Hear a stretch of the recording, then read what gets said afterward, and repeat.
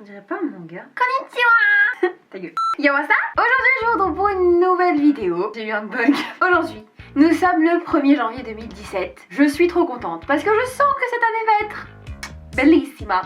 Inch'Allah. Un petit mot, c'est le petit mot cucu. Je voulais juste tout simplement vous remercier d'avoir été là pendant toute cette année. Bienvenue aux nouveaux, merci aux anciens, merci encore aux très anciens. Cette année 2016 a été extrêmement riche en rebondissements et en aventures. Donc voilà, merci encore de m'avoir soutenu, vous êtes les meilleurs et honnêtement je vous considère vraiment comme ma famille. Voilà, bienvenue dans la famille des Dolières.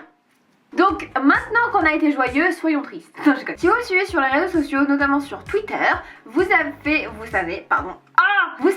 que je fais souvent des sondages en fait pour vous demander quel genre de vidéo vous voulez. En fait ça fait un petit bout de temps que je voulais commencer une série de sujets sérieux sur ma chaîne parce que c'est bien beau de rigoler tout le temps. Vu que j'aime bien blablater, autant blablater sur un truc sérieux. Ça sert à quelque chose. Et du coup j'avais une idée sur le fait de parler des parents divorcés parce que vous êtes beaucoup beaucoup à me demander où est mon père, où est mon père, où est mon père, où est mon père, pourquoi on le voit jamais sur les photos, pourquoi on le voit jamais sur les vidéos. Si vous avez vu mon Drama Life, je vous le mets là. Oula, attends, je sais plus.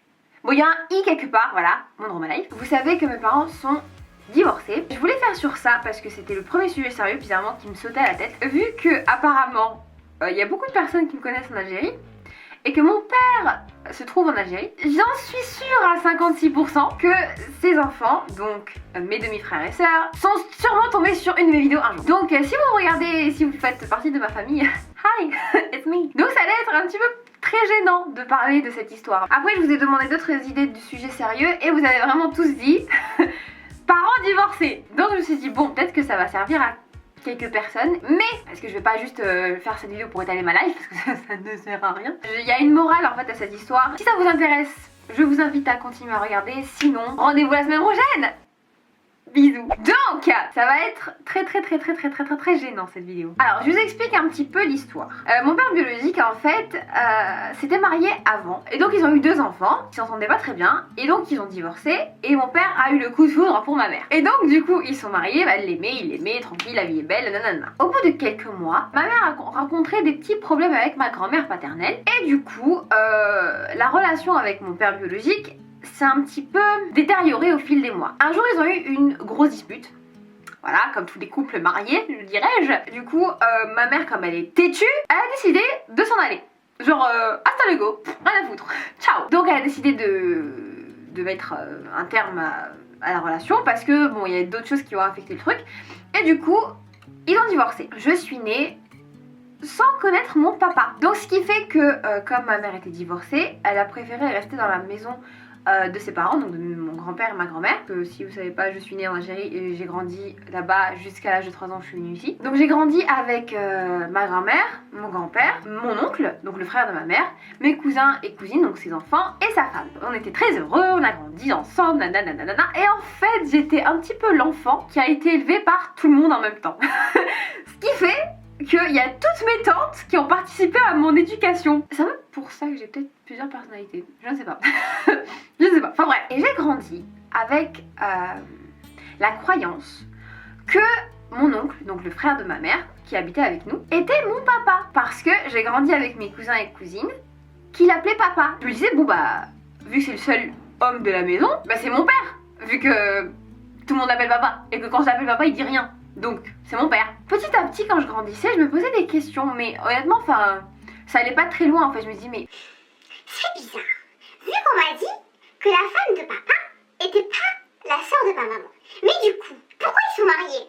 Et en fait, qui elle? Beaucoup trop de questions. Donc voilà, arrivé à 3 ans, on part en France, je vis ma vie, etc. Je vais en classe, je vais en cours, je vais à l'école. Et arrivé au CE1, on devait faire un arbre généalogique. C'est très bizarre ce qui est arrivé à ce moment-là. Mon cerveau a décidé de marcher sans mon consentement. Ça c'est très philosophique, donc quand vous arriverez en terminale et que vous parlerez de la confiance et tout, vous comprendrez. Comme mon inconscient savait très bien que mon oncle, donc mon papa n'était pas mon papa en vrai, sans réfléchir, j'ai commencé à dessiner genre mon grand-père, ma grand-mère, ma mère, juste à côté j'ai écrit papa, donc le prénom de mon oncle. Juste à côté dans frère et sœur j'ai écrit le prénom de mon oncle. Dans ma tête, c'était normal ce que j'écrivais. Mais bizarrement c'était pas normal parce que j'étais pas censée savoir que mon oncle n'était pas mon père. Vous comprenez? C'est très bizarre. Ok, suivez un petit peu. Donc là, je bloquais. J'ai dit, it's weird. Donc on devait le rendre pour le lendemain. Donc moi, à 4h30, quand je sors de l'école et que ma mère vient me chercher avec mon petit goûter et tout, donc on se pose à la maison. Je fais, bon bah maman, aujourd'hui à la maîtresse, elle nous a demandé de faire l'arbre généalogique. Il faut que tu m'aides à le remplir parce que je sais pas comment le remplir bien. Donc elle fait, vas-y montre-moi. Donc elle voit que j'avais écrit le prénom de mon oncle dans la section mari et femme avec ma mère et dans la section frère et sœur avec ma mère. Donc elle m'a regardé. Elle a fait, bon, faut qu'on parle. J'ai quelque chose à te dire en fait. Je me suis assise sur ses genoux et elle m'a dit, écoute, ton oncle, c'est pas ton papa dans la vraie vie, c'est mon frère, donc c'est pas ton papa. Toi t'as un autre papa, mais tu le connais pas encore. Et là genre j'ai bugué, j'ai fait What the fuck? Donc elle m'a dit comment il s'appelait, elle m'a dit à quoi il ressemblait, etc. Et à l'ancienne, parce que moi je suis vieille de la vieille, on avait des cassettes, tu sais, des VHS, ouais, des magnétoscopes quoi. Et donc elle avait la vidéo de son mariage et tout. Et c'était la première fois que je voyais mon père biologique en image. Mais pour moi en fait mon oncle c'était toujours mon père. Donc l'histoire a été terminée, on continue. Chaque année en fait on va en Algérie en été. Et donc cette année-là, elle avait décidé de me le faire rencontrer. Parce que vu que maintenant je connaissais son existence, elle avait dit bon, autant attaquer. En fait il faut savoir un truc. Ma mère et mon père biologique se sont toujours enfin il y avait toujours une entente en fait entre eux.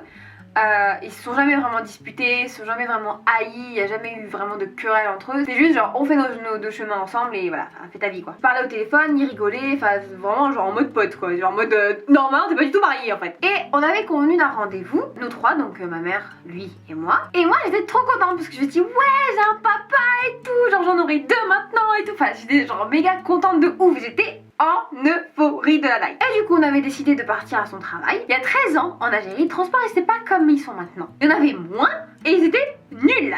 Ok, donc on s'est tapé genre 2 bus, il faisait chaud, c'était en été. On arrive, enfin. Donc là elle demande à un de ses collègues, elle lui dit ah oui on cherche Bip. Et là le collègue il lui dit ah mais il est pas là aujourd'hui, il a pris sa journée parce qu'il est avec sa famille à la plage. À ce moment là j'ai su que maintenant il avait sa famille et que nous on était là. Et en fait moi je pensais vraiment que genre il avait pas de famille, enfin moi je pensais que, enfin je connaissais pas non plus tout, il va pas me raconter sa life, j'avais 8 ans. Et donc là j'avais compris qu'il avait une famille, qu'il avait des enfants, qu'il avait une femme et tout. Et donc je me suis dit bon bah bon ok, je vous raconte pas comment ma mère était vénère. Elle était énervée. Elle était vraiment déçue en fait de son comportement parce qu'il la décevait encore une fois et ça faisait des années qu'ils s'étaient pas vus et pour se voir en fait il la déçoit encore. Enfin c'était assez compliqué. Donc on revient à la maison et là tout le monde dit alors qu'est-ce qui s'est passé, qu'est-ce qui s'est passé, qu'est-ce qui s'est passé. Et on était là, bah il était pas là. Super, bonjour, merci, tout ça pour rien. J'ai assez vite zappé parce que c'était pas comme si c'était quelqu'un à qui je me suis vraiment attachée. Enfin j'ai jamais encore vu en fait en chair et en os. J'ai juste vu une vidéo de lui et puis c'est tout. Et donc là elle l'appelle, elle le démonte. Ouais mais moi je savais pas que c'était aujourd'hui, moi je pensais que... Enfin voilà, toujours comme ça avec lui. C'est toujours des excuses en fait. Et donc elle avait convenu d'un autre rendez-vous et là elle lui dit c'est toi aujourd'hui qui va venir parce qu'à un moment donné je vais pas taper tout ce trajet pour rien. Trop ma mère. Soit quelques jours, soit une semaine après, je sais plus combien de temps est passé. J'avais vraiment pas envie d'y aller. Et je voulais emmener littéralement toutes mes cousines avec moi. Genre je voulais vraiment pas être seule. Ma mère avait décidé de pas y aller ce jour-là parce qu'elle voulait pas voir sa figure en fait. Donc elle avait envoyé une autre cousine à moi, donc c'est la soeur de Hanen. Et en fait, on a notre maison.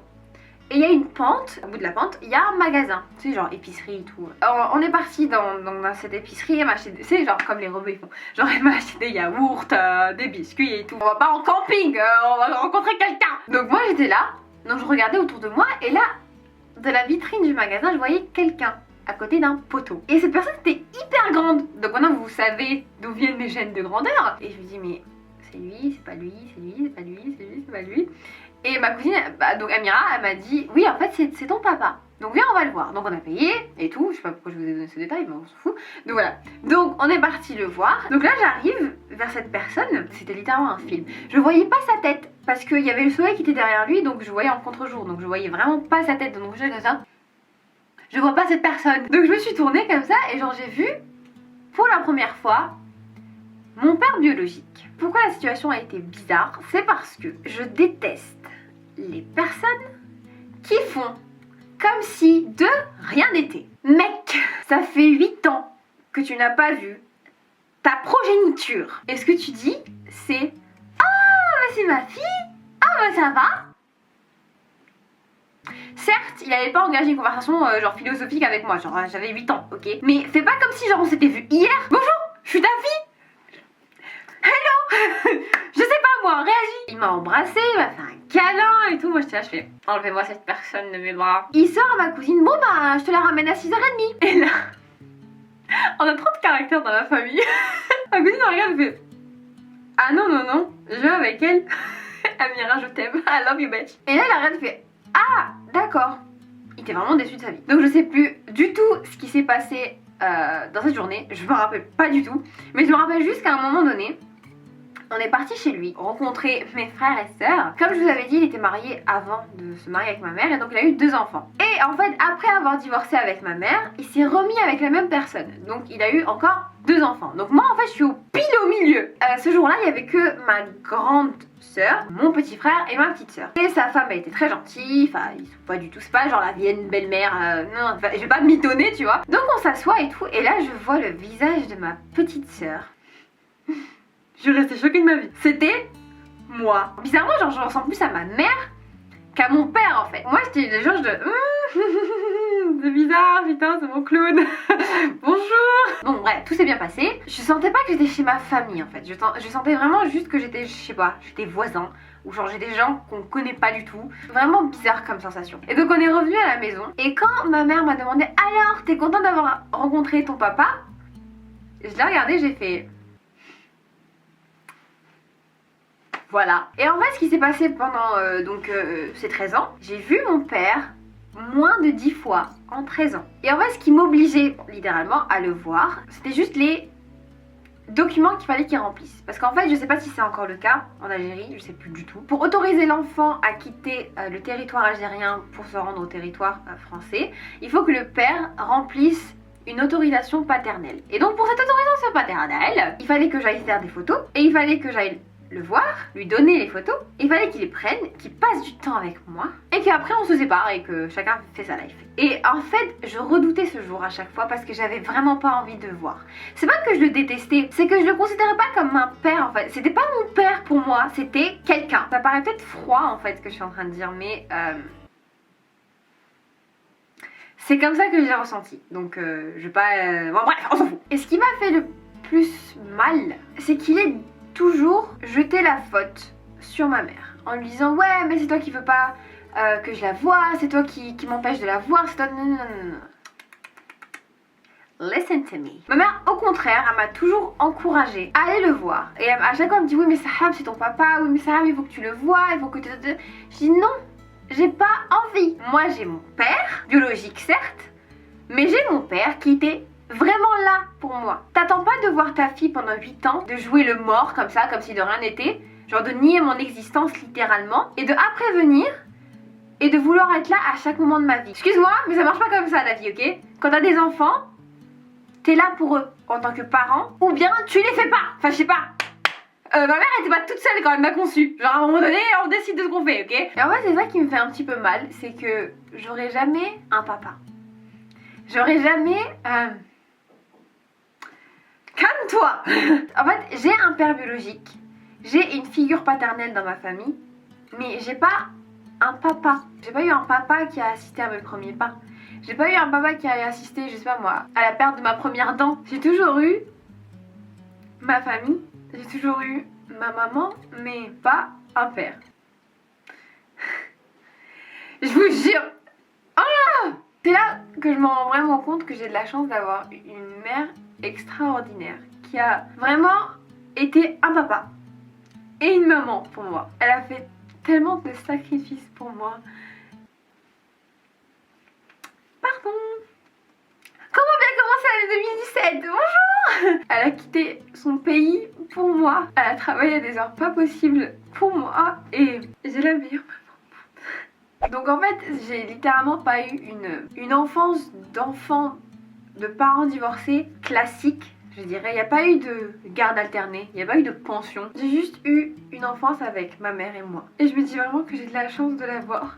Et qu'en fait, La morale de l'histoire, parce qu'il faut bien y arriver un jour, c'est que c'est pas une fatalité d'avoir des parents divorcés. Si vous n'avez jamais connu votre papa, si vous n'avez jamais connu votre maman, vous pouvez survivre. Si vos parents sont à la limite du divorce, vous allez survivre. S'ils sont déjà divorcés et qu'ils peuvent plus se sentir, vous allez survivre. Et ça m'a pas empêché d'avoir une très belle enfance, ça m'a pas empêché d'avoir une très belle adolescence, bon malgré les trucs de collège et tout, ça m'a pas empêché d'avoir une belle vie. Il faut pas que vous pensiez que vous êtes la raison du divorce. C'est juste deux personnes qui ne s'entendent plus à un moment donné de leur vie et qui veulent se séparer pour être plus heureux. Mais si vous n'avez pas connu par exemple votre papa comme moi, ça ne vous empêche pas de vouloir renouer les liens. Moi ça n'a pas marché, mais ça ne va pas forcément dire que pour tout le monde ça ne va pas marcher. Ça va bien marcher pour quelqu'un quand même. Voilà, maintenant vous savez ma vie, un petit peu plus sur moi, parce que la vie n'est pas que rose dans ma life. Et j'espère que ça vous a, je sais pas,